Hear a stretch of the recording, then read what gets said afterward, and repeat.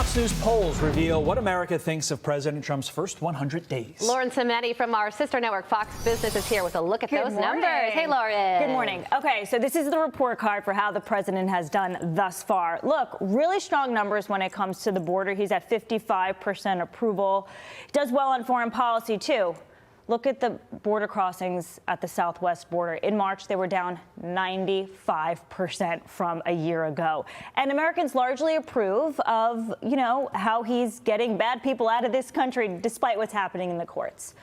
But when it comes to the economy, this is where it's a little trickier, and this is where his numbers have gone south.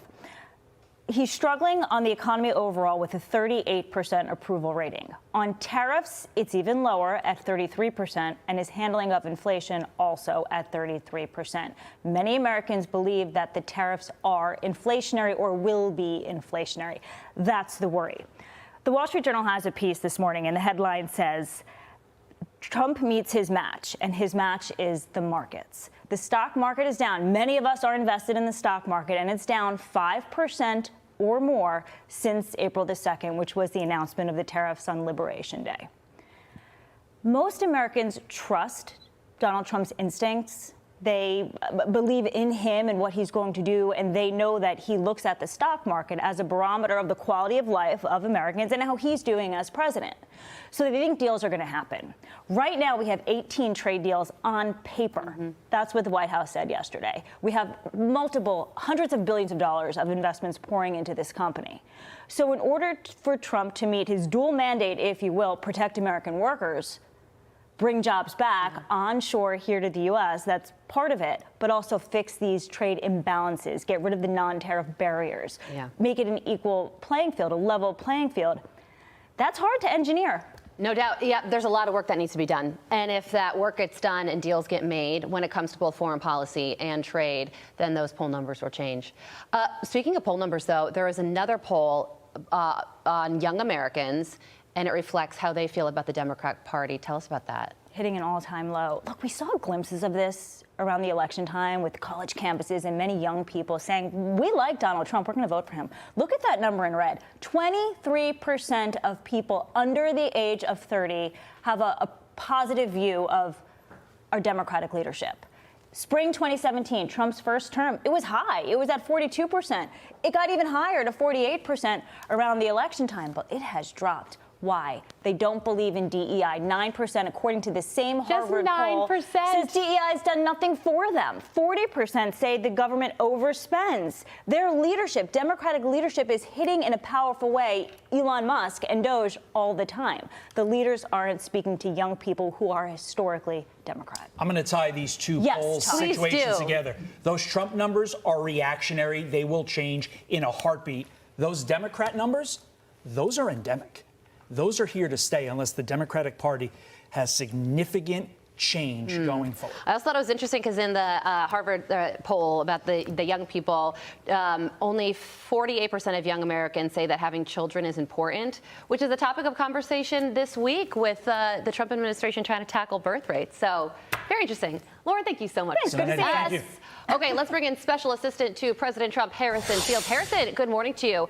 So what are your thoughts on these latest Fox News polls? The president has great marks when it comes to border security, but he is underwater when it comes to the economy, tariffs, and inflation.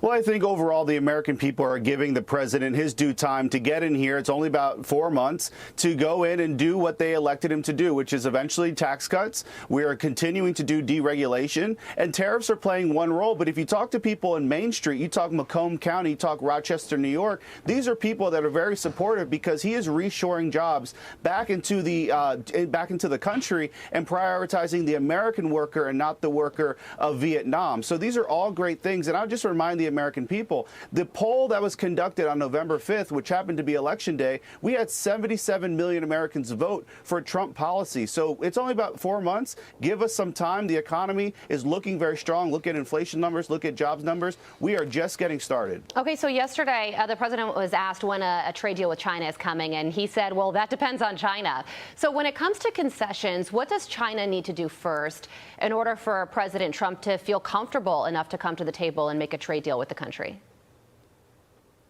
Well, many people on both sides of the aisle have been talking about how China is not a fair trading partner. If you look at their non-trading barriers, the things that they do with currency manipulation, dumping products unfairly, these are all things that have to change. Our negotiating team knows exactly what China needs to do, and I'll let them handle that behind closed doors.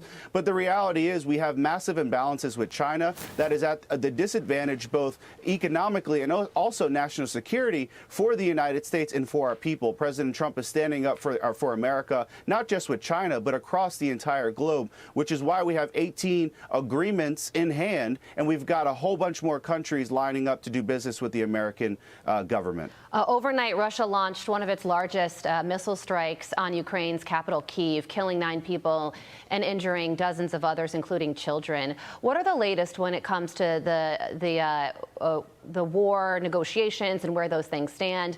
Yesterday, President Trump said that it's been more difficult to deal with Vladimir Zelensky than Vladimir Putin.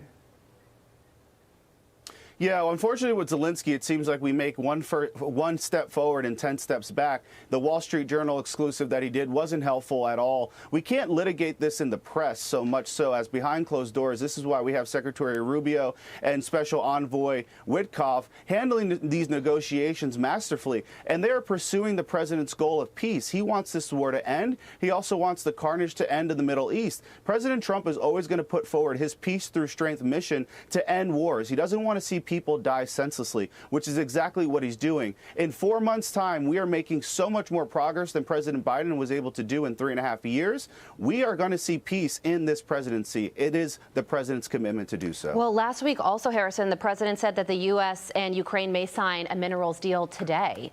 So is that going to happen today? Where does that stand?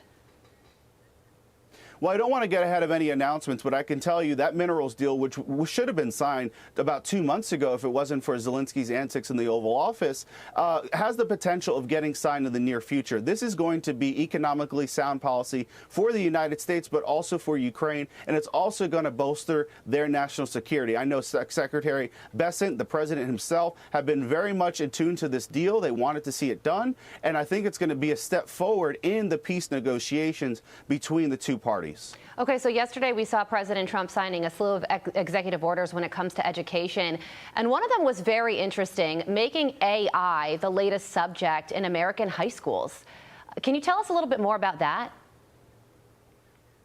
Yeah, President Trump is bringing this country into 2025 and making sure that our students are embracing AI. We should be the dominant country when it comes to this amazing technology, which is why he is, through the Secretary of Education, empowering schools to teach this, to teach our next generation this amazing technology. We're actually going to be doing a presidential project, if you will, in which we're going to encourage our young people to submit projects on AI for the president to review. So this is getting the entire country behind AI, making sure that we are the dominant country, not China, not anyone else. And this is an amazing opportunity for kids to get involved in. Yeah, reading, writing, arithmetic, and artificial intelligence. The future is now. Harrison, thank you so much for joining us this morning on a wide range of topics. We appreciate it. How will this impact your community? What's driving these changes? Where do you see this heading next? Like, subscribe and follow us on X at Patriot Media Group for the latest news.